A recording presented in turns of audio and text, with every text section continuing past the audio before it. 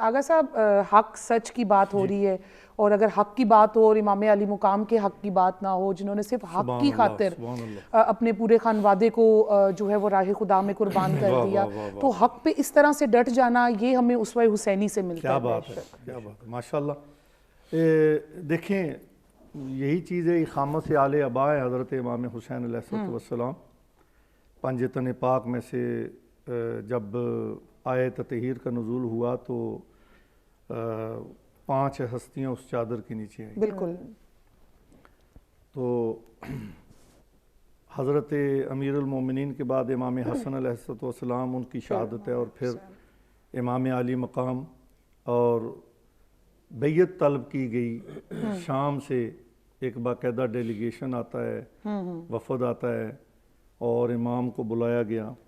تو امام علیہ السلام نے فرمایا میں مجھ جیسا اس جیسے کی کبھی بیعت نہیں۔ کیا بات، کیا بات۔ بے ایمانی اور جھوٹ اور یہ سب کچھ ہے نا، یہ صرف ہم حکمرانوں کے سر پہ نہیں ڈال سکتے، ہر انسان انفرادی طور پہ جو ہے نا کہیں نہ کہیں خائن ہے، کہیں نہ کہیں وہ جھوٹ ضرور بول رہا ہے۔ جی جی جی، میں نے جیسے کہ پہلے عرض کیا کہ انسان کے اخلاق کی تکمیل اس کی انفرادی سطح پہ تب ہی ہوتی ہے جب اس کے اندر صداقت اور امانت ہو۔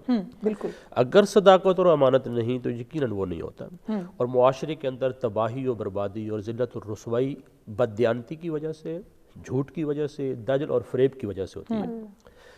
اور ہمیں اصل میں سمجھنے کی یہ ضرورت ہے کہ کسی بھی نیک کام کی بنیاد جو ہے وہ ہے ہی سچ، کوئی شک، بالکل، اور کسی بھی گناہ کی بنیاد جو ہے وہ جھوٹ ہے۔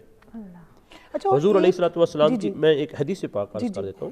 آقا علیہ السلام کی حدیث پاک ہے، آپ نے فرمایا کہ تم اپنے اوپر سچائی کو لازم کر لو۔ کیوں؟ سچائی جو ہے، حدیث پاک کے الفاظ ہیں کہ سچائی آپ کو، اس سے آپ کو نیکی کی طرف یہ لے جاتی ہے، اور نیکی جنت کی طرف لے جاتی ہے۔